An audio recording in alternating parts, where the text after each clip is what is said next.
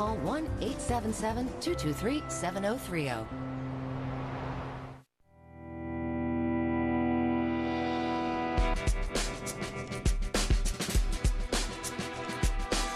This is a movie I have to watch every couple of years. I love this film for many reasons. Every frame really is a piece of art. But it's really storytelling done so well. It's just a great movie. And essential.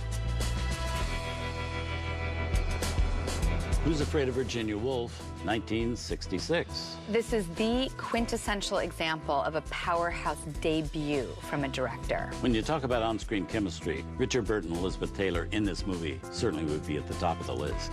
The transformation into these characters is nothing short of amazing.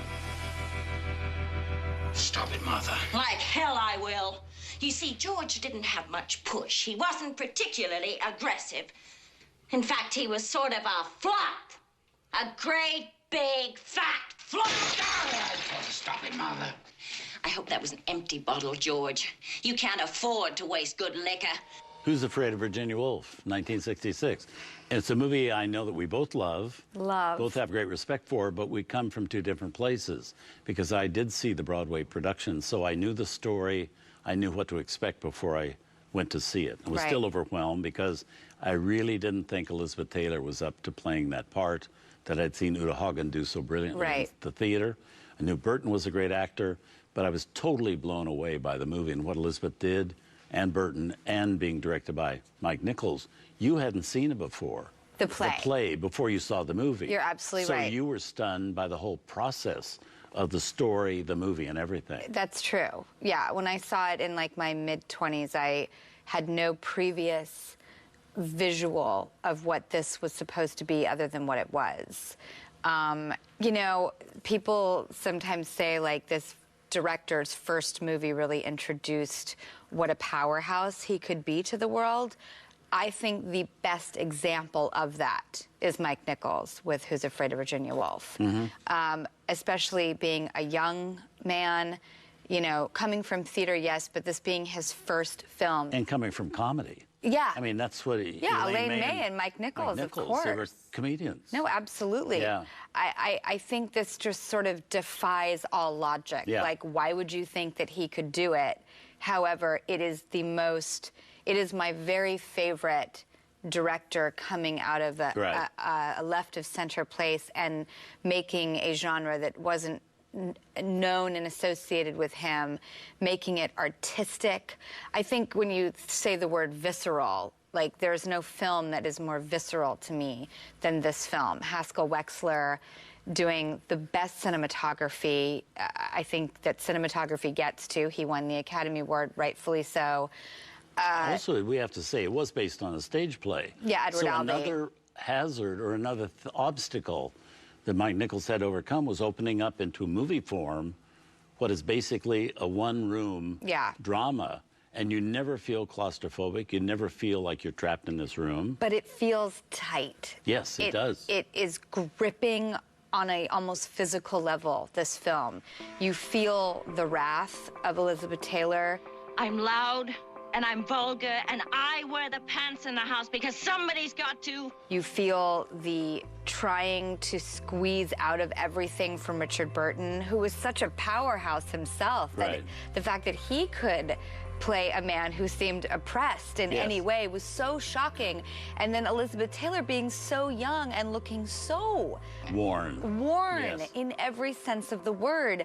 None of this should have been. Absolutely right. And it was never better. And we have to say that one of the miracles of the movie to me is the fact that it did work by being daring enough to cast Richard Burton and Elizabeth Taylor. But the reason they were cast was not to be daring casting or because they were the best people for it, but because they were the biggest stars in the world at that time, and they would be the ones bringing in the most money at the box office. So out of that reasoning, they put these two illogical people, particularly Burton playing somebody weak and Elizabeth Taylor playing somebody old. But it worked like gangbusters, and that's the miracle of the movie. And everybody nailed it. Everybody nailed it. Sandy Dennis and George Segal are great in it. Wonderful, and a perfect, you know, polarity to the Burton-Taylor dynamic. Right. Perfect. Yeah. Stop it, Mother. I love Sandy Dennis in it. Yeah, I thought she won an Academy Award as Elizabeth did. She was just so great. Well, let's see the film. Here it is, the best of all the teamings of Elizabeth Taylor and Richard Burton.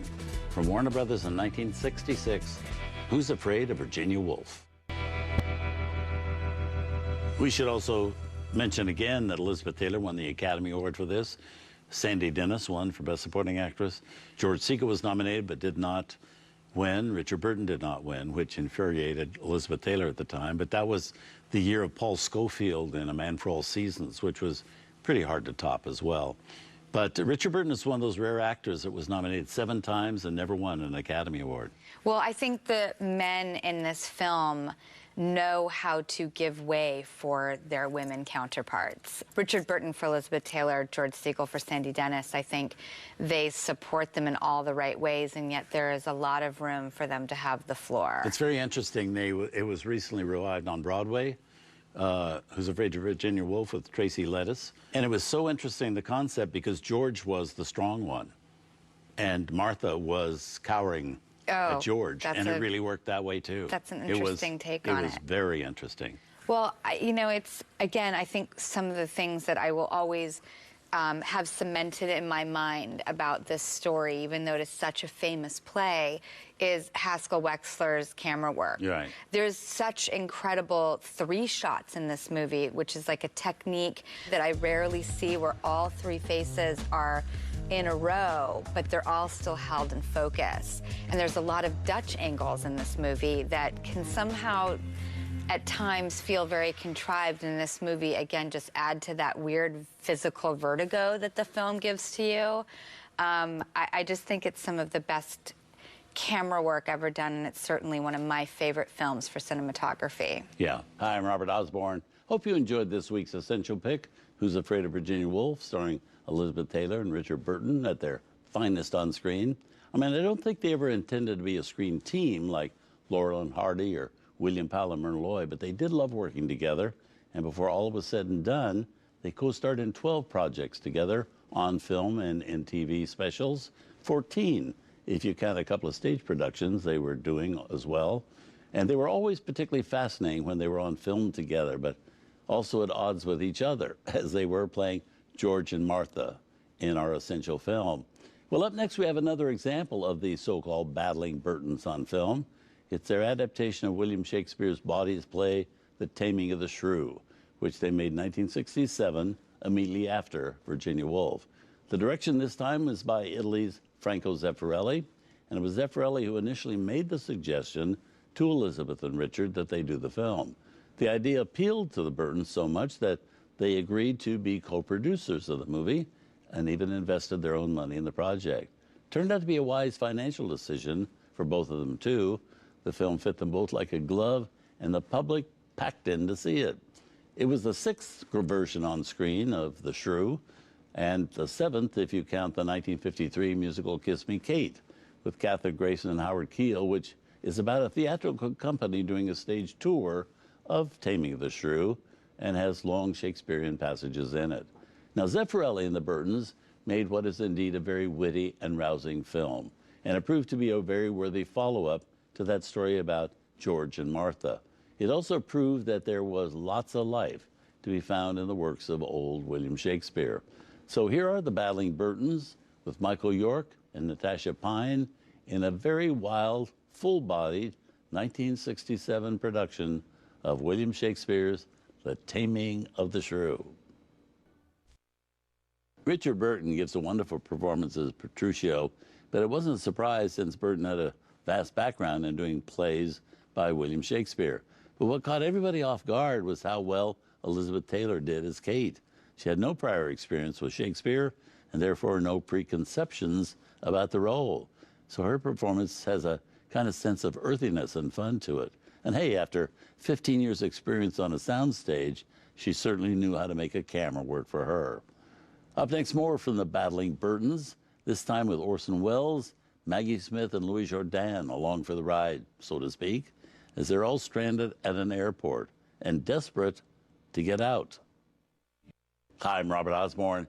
We've been spending time with the battling Burtons, Richard and Elizabeth, And over the past few hours, we've seen Elizabeth Taylor and Richard Burton as a couple at each other's throats in Who's Afraid of Virginia Woolf, then as passionate lovers, as in our last film, The Taming of the Shrew. Well, in our next movie, we kind of get a mixture of those two sides of their personas. It's a movie called The V.I.P.s from 1963, directed by Anthony Asquith and distributed by MGM. It's a film that was conceived in Hollywood, bankrolled in Hollywood, but filmed in England. And it was made at a time when the Taylor-Burton romance was making big headlines everywhere. The two had met and fallen in love while making the 1963 film Cleopatra in Italy. Each were married to other people at the time, and their affair made headlines everywhere. Well, right after Cleopatra, they were each paid millions of dollars to make this next film, The V.I.P.s, and it was rushed into theaters before Cleopatra was given a wide release. So for many people, The V.I.P.s was the first chance they had to see the famous lovers, Elizabeth and Richard, together on screen. And the promotions department at MGM, I must say, did capitalize on the Taylor-Burton relationship in order to get as much exposure for this film as they possibly could. Now, The V.I.P.s is set at London's Heathrow Airport on a day when it is plagued by a very thick fog, too thick for any flights to take off. Well, this delay causes very serious hardships for many of the V.I.P.s that are stranded there. This is one of those movies where almost every role has a star playing it. Orson Welles plays the film producer. Rod Taylor is a very successful businessman. Maggie Smith is Rod Taylor's dutiful secretary. There's Margaret Rutherford as a stowaway. And there is, of course, Taylor and Burton. Elizabeth plays a famous actress, a part she knew a little something about. Burton is a wealthy man to whom she is unhappily married. And as much as this seems like it might be a case of art imitating life, it isn't so. At the point they made this movie, Taylor and Burton weren't married yet. But it does have a little something to do with art imitating life. The characters played by Elizabeth and Richard are actually based on Vivien Leigh and Laurence Olivier, and a situation in their married life when she was about to leave Olivier and run off with actor Peter Finch, and didn't, because she and Finch got stranded at the London airport due to fog. So it's quite a movie from 1963, The V.I.P.s. Margaret Rutherford, who played the eccentric Duchess trying to get to Florida, she won an Academy Award for that supporting performance. She was 72 years old at the time, and that Academy Award was just the start of a whole avalanche of prizes that began coming her way. None, however, more prestigious or more coveted than the honor she received in 1967 when she was made, or to use the proper term, created, a dame by Queen Elizabeth. Dame Margaret Rutherford lived until the age of 80, and many of us remember her best as Agatha Christie's Miss Marple in a whole series of mystery movies she made for MGM.